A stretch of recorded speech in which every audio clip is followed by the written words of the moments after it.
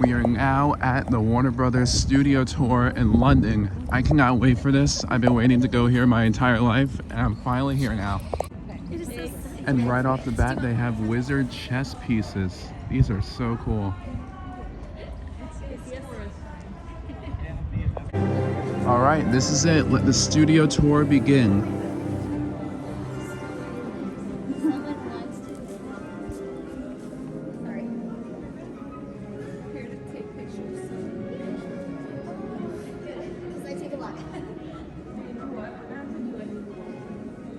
This is a really cool hallway here.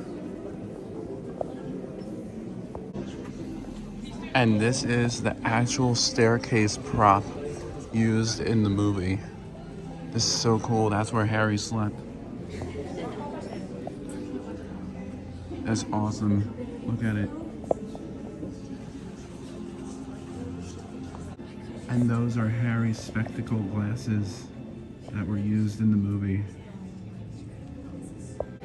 They have a little bit of movie history here on the wall. Harry Potter and the Philosopher's Stone, Harry Potter and the Deathly Hallows Part 1 and 2, Half-Blood Prince, the Phoenix, Order of the Phoenix, and the Goblet of Fire, Prisoner of Azkaban, and the Chamber of Secrets, the very first one. This is kind of like the entry point before you even get to the main part of the museum. All right, we're going into the theater room. Crazy. They keep coming in, that's perfect. And of course, you're joining us through our Magical Mischief feature, which can only mean all the film trickery is revealed to every single one of you. Now, who's this first time ever at the tour today? Fantastic, quite a lot of you, and 50th time at the tour. So we're working on that one, it's coming. Fantastic. Just a quick reminder, there's no filming or photography in this room. Thank you very much. And we will perform movies. And as you make your way inside, you might notice it's also one of the largest. Now the Great Hall is currently dressed and ready for our Alexander's journey the Phoenix, complete with Fred and George flying on their brooms, letting off an array of fireworks, including a dragon chasing Professor Umbridge down the entire length of the Great Hall. And as you're making your way inside, you might notice the order and the lighting is set just as it was during that very scene. The fireworks themselves have been added in post-production and the visual effects. But the audio and lighting would have been set just as it is now, giving the actors something to react to. See all the costumes there. Now, as you continue to make your way inside the Great Hall, I'm sure you all spotted the magnificent swinging pendulum on our very back wall. This was created by John Richardson and his special effects team for the scene in the Prisoner of Azkaban, where Harry is trying to get Professor McGonagall to sign his Hogsmeade permission Dumbledore, slip. Snape. They ended up liking the pendulum so much they moved it into the Great Hall for the owl exams during the Order of the Phoenix.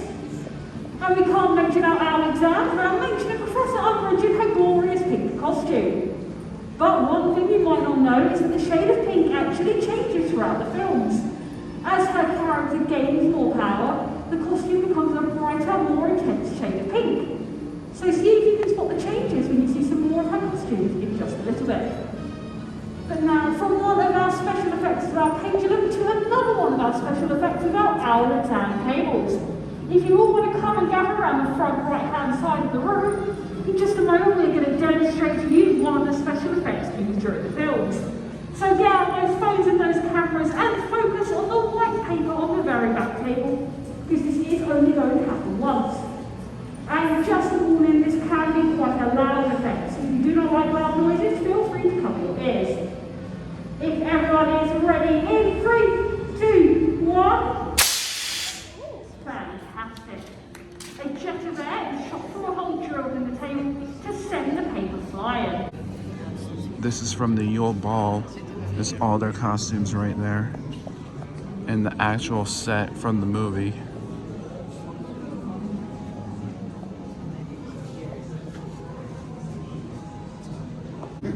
And this is the chocolate feast table that was used in the Goblet of Fire.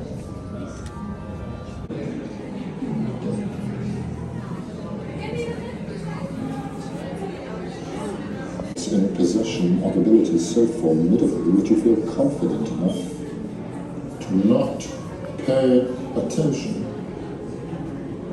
This is the Whopping Willow car.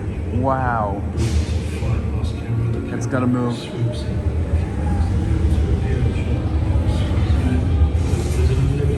That was so cool. Check out this room. It's so awesome.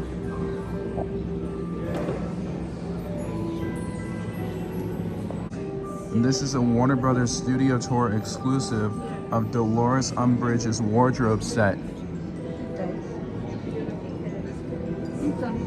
And over here, tucked in the corner, is Tom Riddle's gravestone, all the way on top.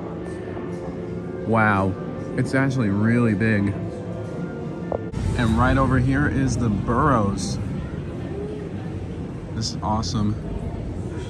The Weasley family and Ginny. Oh, look at that. The pan is moving. And over here is how they made Harry's broom. This is cool. Special effects. And over here is Hagrid's motorbike. Creature that can be used on set. Let's wait till it turns around. Practical effects can achieve. Visual effects had to do the CG version, which you can see get up and walk around. The special effects and the visual effects That have is to cool. overlap. That's the Particularly actual in the bike. world of Harry Potter. We're in a magical world, And over here you can do an animated photo and you sitting on the brooms, and then they put you in like a city scene like that. Oh my gosh, that's Hagrid's hut. Look, there's his costume. And here is Dumbledore's office.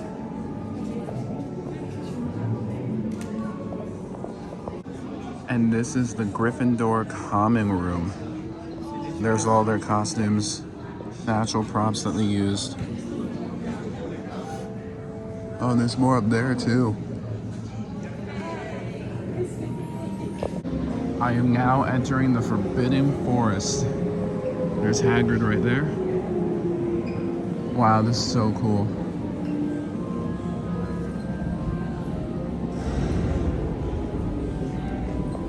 There's Lord Voldemort's costume. Wow. The detail is spot on.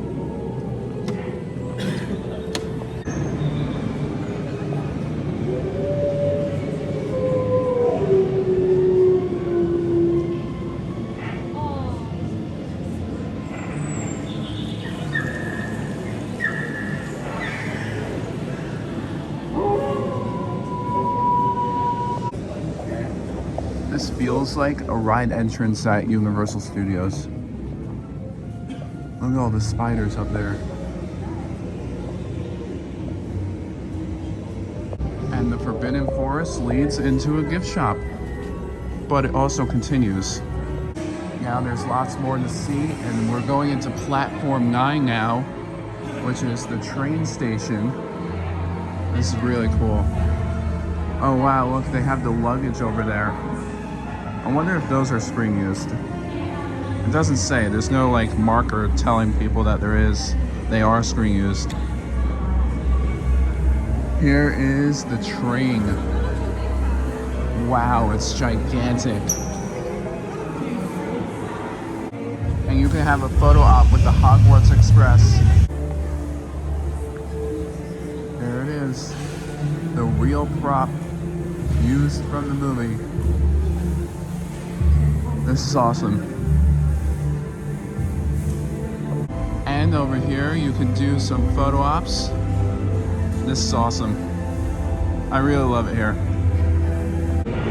You can actually go on the train and see the inside. Going on the train.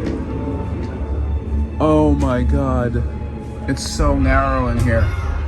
But look. This is the seats It's so cool.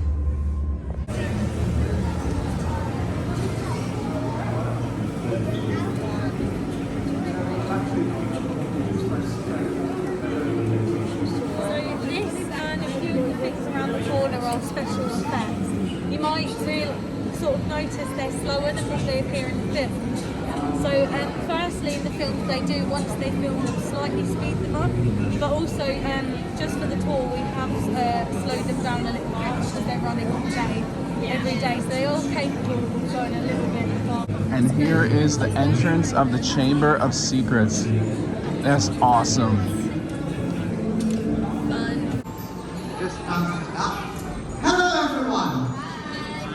Welcome to the Warner Brothers Studio for our London making of Harry Potter, especially during our Magical Mystery feature. My name is Cameron and it's an absolute pleasure to welcome you all here today.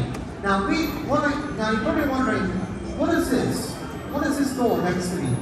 Well, this is one of our special and visual effects demonstration here at the Ministry of Magic. Now, during your time during the tour, you would have heard the term special and visual effects thrown around, but you might be entirely sure what the difference is between the two. That's perfectly fine. A special effect is a physical effect. It happens in front of the actors during the filming of the scene, and they'll actually get to see it happen. So this can involve things like moving objects up until pyrotechnics.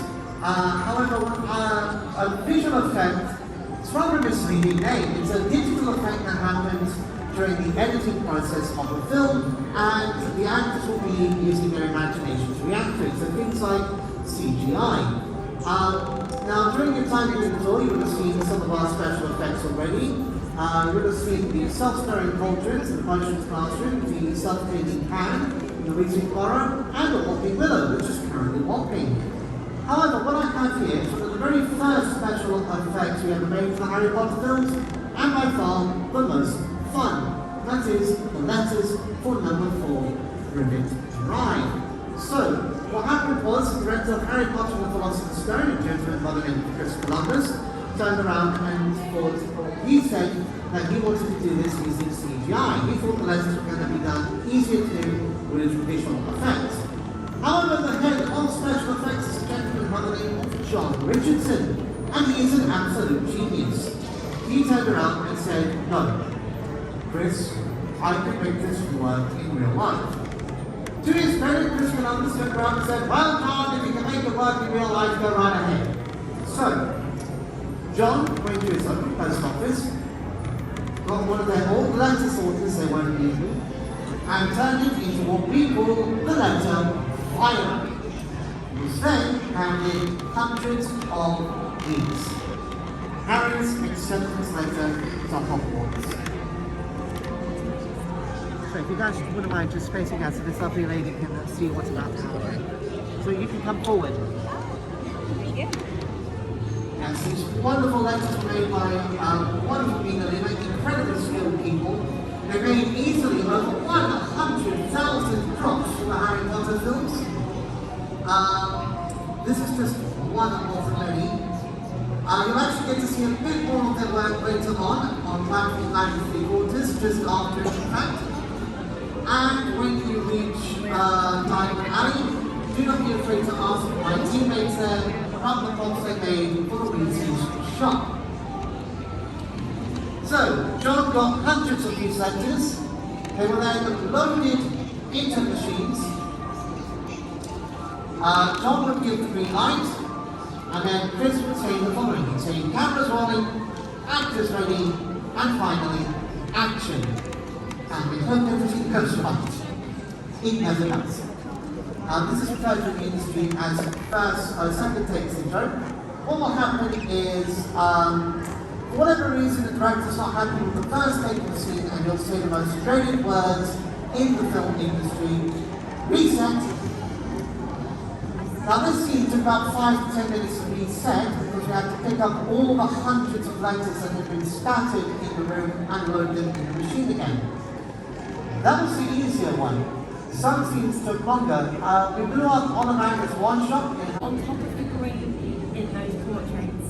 Now to help me demonstrate this today, I have got this very iconic and fabulous top of mind. It is, of course, the invisibility cloak that's given to Harry in his first year at Hogwarts by Professor Dumbledore. A pretty cool first Christmas present, I think you'll agree, guys. Now, it's got these lovely Celtic rune symbols on that make it look like it fits right into the Wizarding World, and the beautiful green lining, which is what's going to help us out today.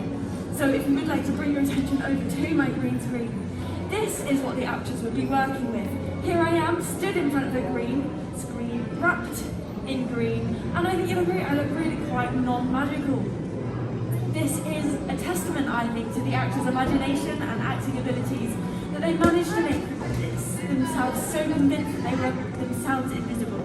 However, we don't have to wait for a film to come out to actually become invisible today because of this lovely camera here. What it does is it picks up every bit of green that it sees and it replaces it with this lovely picture of the Gryffindor common room. So if I stand here, I can, like Harry, turn into a floating head. There you have it, guys, that's just how green screen works. Now, as I mentioned before, it was of course also used when bringing Quidditch to life. However, this wasn't always as successful. We can't go with it.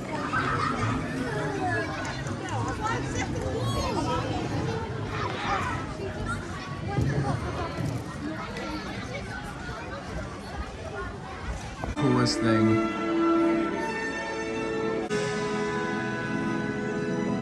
And now we are heading on in to Diagon Alley. Wow. There are no words. This is awesome. Whoa, this is so cool.